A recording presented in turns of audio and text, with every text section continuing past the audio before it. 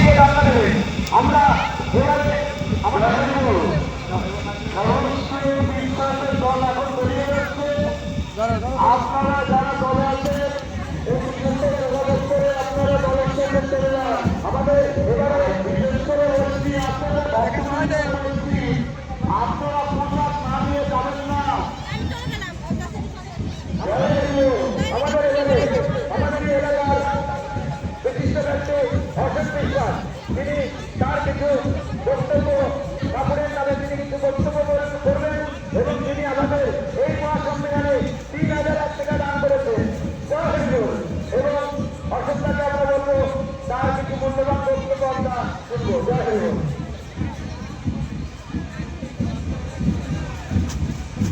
জয় হরিবল।